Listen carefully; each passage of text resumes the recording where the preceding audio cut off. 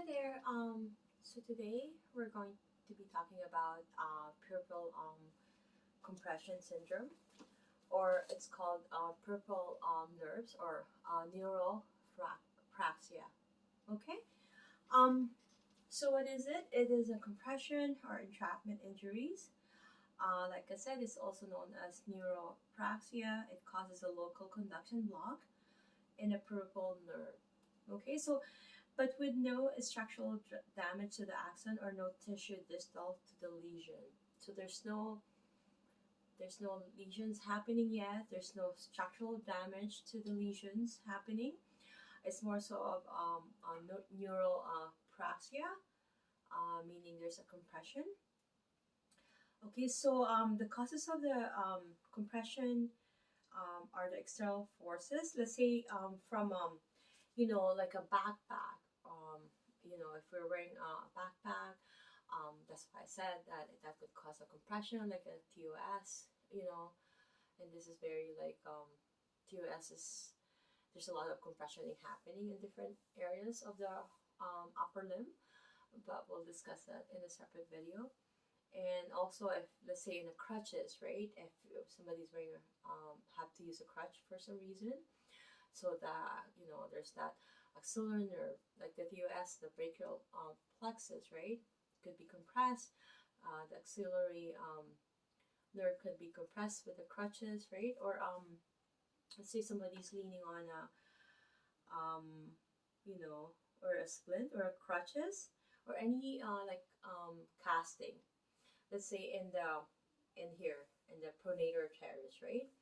So that will create some compression um, on the median nerve, right? And then also if there's, let's say, a carpal tunnel syndrome, there's a compression on the area here where the carpal tunnel. Okay, we're gonna do another video about that. Okay, so just mentioning a few internal forces. Okay, which is hypertonic muscle, that could compress the nerve against another structure, such as a bone or muscle. This could be due to trigger points or postural imbalances. So, if the nerve penetrates the muscle, it is especially susceptible to compression. That's why it's a must. Remember, for Bell's palsy, I did a video. I said that such therapy is really beneficial, same as here, right? Because it's a compression, so massage therapy can relieve the hypertonicity, the trigger point that's causing the compression, any fascial restrictions that compressing the muscles to more so it, lengthen or in a relaxed position. So those can be released by massage, depending on the tools that the therapy or the therapist will be using. Okay. So any structural abnormalities such as a cervical rib or poorly developed bony callus or a fracture at a fracture site. Let's say something happened for some reason and it develops some cervical rib or any bony callus, and that could be compression site for nerve neuropraxia. Okay. Trauma and overuse that lead to edema and scar tissue, which compresses the nerve. So there's also that trauma by causing that overpressure. So it'll cause edema and it's irritation and all that. So that could compress the nerve as well. It could cause adhesions and scar tissue developing. So poor positioning of the limb. So while we're sleeping, or let's say in a surgery, that could also happen when it's being compressed, like two structures being compressed together. So the nerve are also compressed, or neuropraxia is happening. So we need to be aware of that. Okay, so like I said, massage therapy is really beneficial. Okay, so symptom picture. The symptoms likely to occur with nerve entrapment are numbness, tingling, pain, and weakness in the upper affected limb.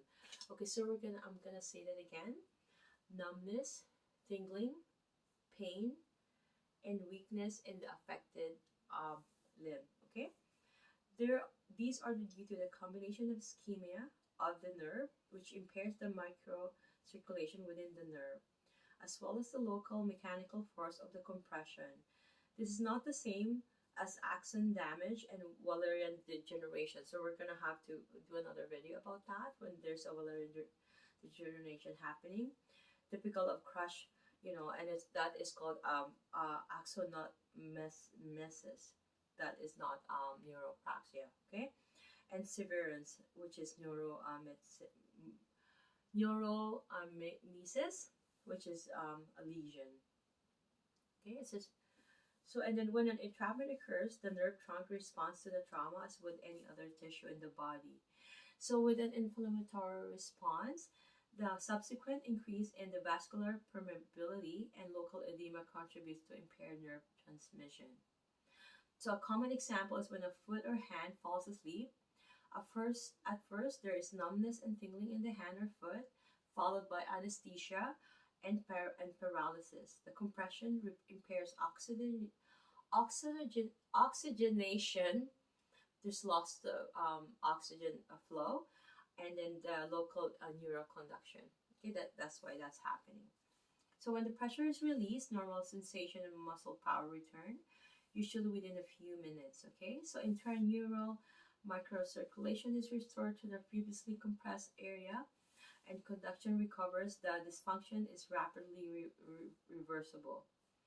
So the longer the disruption of micro circulation, the longer the recovery period. Okay, this is due to the development of intraneural edema during a prolonged compression. Since there are no lymphatic capillaries within the nerve itself to disperse fluid, the edema is difficult to resolve. So in the cases where edema is really develops, the edema is accompanied by mechanical deformation of the nerves and even the blood vessels, and this is not good, right? So local myelin is displaced lateral to the compression force. With such conduction block, it may take days, weeks, or months for the edema to reduce and the myelin to repair. So the more severe the compression, the more extensive the tissue damage to the nerve trunk. Keep that in mind, okay? That's very important, okay? I'm going to repeat that again. The more severe the compression, the more extensive the tissue damage to the nerve trunk. So with an increasingly poor prognosis, the severity of the lesion is a result of the magnitude and duration of the compression. So the extent of the damage is also influenced by these factors that I'm going to mention, okay? So the structure of the nerve and its location and size within the endothelium, because there are varying amounts of protective endothelium surrounding the fascicles, so less endothelium presents an increased risk of damage. Okay, I made another video about how it's being affected. Oh my god, this is so itchy. So itchy. Okay, fiber sizes and fascicle location within the endothelium. So this is a compression lesion. Often results in the relative sparing of the sensation as compared to motor function. So that's happening. So there may be explained by the fact that the compression affects the large myelinated fibers rather than the small unmyelinated fibers. In addition, a superior motor fascicle located immediately under a sharp fascial edge will often suffer more injury than deeper, better protected motor or sensory fascicles, right? It makes sense, really. So because of these factors, varying amounts of damage will usually occur among a group of fibers in the nerve trunk. Okay? So recovery time varies after the compression is relieved. In one case of Saturday night palsy, where the person was unconscious from an alcohol intoxication, recovery of nerve function began in 3 weeks and was complete in 6 weeks. So in contrast, a compression that was a result of a tourniquet affected the radial, median, and ulnar nerve. The first signs of recovery appeared in 10 weeks with only 50% recovery after 4 months. Okay, so it varies really. And I guess it varies person to person, case to case. So the key to treatment is relief of the compression on the nerve. Medical treatment is often necessary for a compression that results from systemic conditions or structural anomalies, right? Um, anything that's causing us to have a muscle imbalance or posture imbalances, which could eventually affect this nerve. It's really, really important that we seek for a massage therapy due to these factors alone, okay? And I'm just going to mention a few factors here before I go to TOS, to the thoracic outlet syndrome, okay? I'm going to be mentioning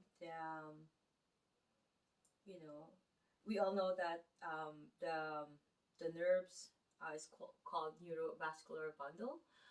That's with traveling, right? It comes with a blood vessel, with the nerve. They travel alongside. Okay.